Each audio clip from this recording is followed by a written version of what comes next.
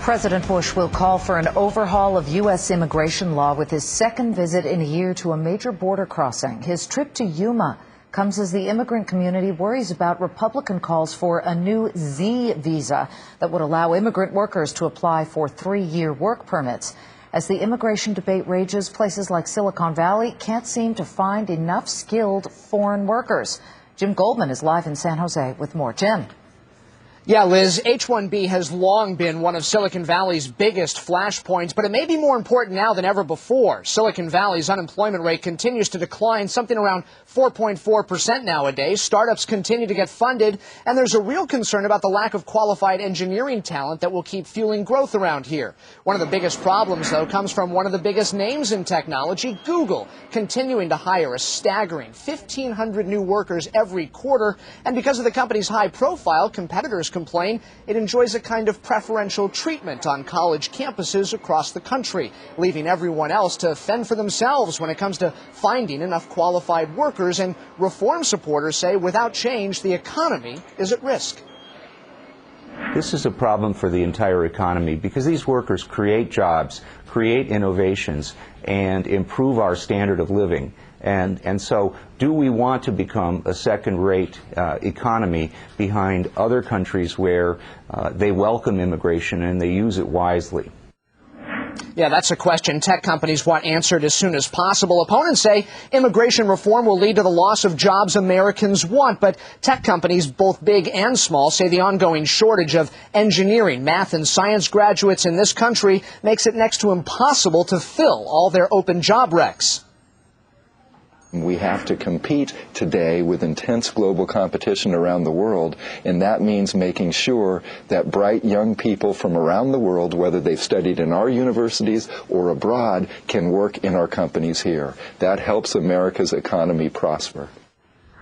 Yeah, and simply the 65,000 H1B visas annually is not enough to do that. Coming up on the closing bell, I'll introduce you to a startup trying to make it, but is at serious risk because of an engineering worker shortage, a problem that experts say faces thousands of companies. Becky, back to you. Jim, thank you very much. Obviously, that leads us to that big question. Should we be allowing more foreigners on H-1B visas into this country? Deborah Notkins, an immediate past president at the American Immigration Lawyers Association, she says, yes, we need to allow more in to help our country stay competitive. Jared Bernstein, though, is a senior economist at the Economic Policy Institute. He says, no, this is a flawed program, and we shouldn't raise the quota. Jared, you take a look at the demand we've been seeing, though.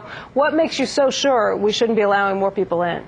Well, you know, actually, I'm not necessarily against a small increase in the cap, but not until we actually get this program working a whole lot better. The problem with the H-1B program, and you got to see this in the context of an immigration reform debate, wherein lots of American workers, even workers at high skill levels, feel that these programs are working against them. You talk about engineers, I mean, their actual wages have gone up just a couple of % in the last few years. That doesn't sound like that big a labor shortage. We have to get a set of controls into this program to make sure there's an effective labor market test, avoid displacement of native-born or even immigrant workers who are here already, and then I'm happy to let the caps go up a little bit. Deborah, what do you think? Are there enough people here in this country that could do these jobs?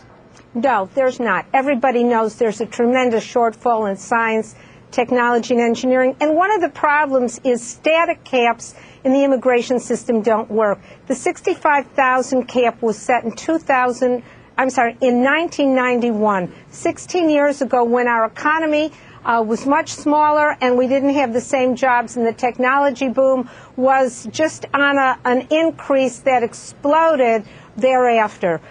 We need to bring in workers. Otherwise, what happens is that we're losing the best and the brightest to foreign competitors. Australia, Canada, and Germany, to name 3 countries, are making immigration very attractive to the best and brightest scientists and technologists.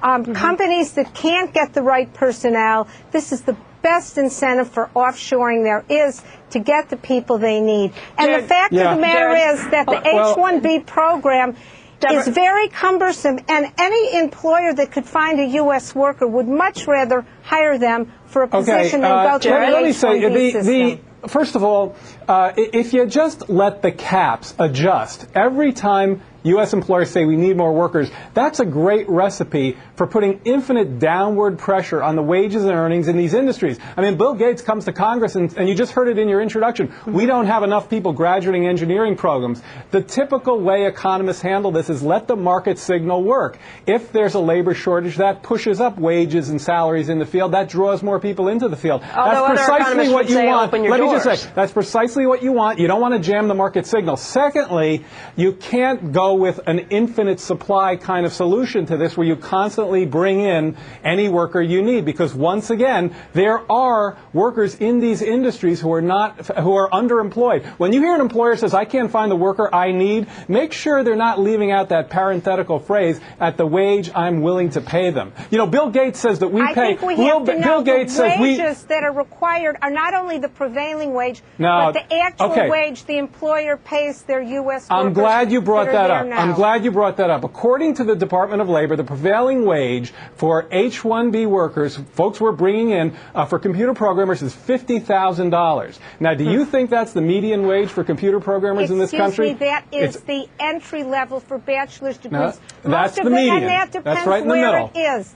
As a matter of fact, the prevailing wage for a level 4 tech worker can be in the 100,000 range. Okay. That is the bottom line. Infosys, a big importer of H-1B workers, certified 100 computer programmers last year at $9.22 an hour. Does that sound like a fair prevailing wage? That's actually part of the system that we need to fix. I don't know that particular situation, but that is not the norm. I can tell you as an attorney that most of the prevailing wages for the high tech are $80,000 or above. So well, I don't know that. I can tell you as an economist that that's not what the Department of Labor is telling us. We don't have the people. We do not have enough scientists. We do not have enough technologists. And while what we want to do, and part of the filing fees require a $1,500 training fee that employers pay in to encourage U.S. workers to get in these fields, it takes 20 years to start them out and to develop them. Deborah, as I said, I'm sympathetic. I'm sympathetic to your organization's desire to raise the cap. I think that may actually be the way to go, but not until we bar displacement of native-born workers. Do you disagree with that? Native workers. I'll tell you an interesting thing. Do you disagree with that contention? The previous regulations require that if employers hired a certain number of had a certain number of H-1B workers that they recruit. And you know what? They didn't find the U.S. workers. Okay. They are not there. They will hire the U.S. workers. We okay, have can I, almost full last point, Jared. Okay, last point. Let me I'm reading to you. We don't have the U.S. workers. Deborah, let me make the last. I'm reading to you from the DOL website on condition. Even when a qualified U.S. worker wants the job, the U.S. worker can be displaced from the job in favor of a foreign worker. That's H-1B restrictions on the DOL website. Just change those conditions, and then we can talk about raising caps. Have a program that works, and then we can raise caps. Jared and Deborah, I'm sorry. I think it's a reasonable position. They do require a labor market test. I'm sorry, but we're not going to get anywhere in this debate Deborah, like this. Both of you, I'm sorry, we have to end it there, but obviously this is a debate that sparks a lot of very strong feelings. We thank you very much for your time.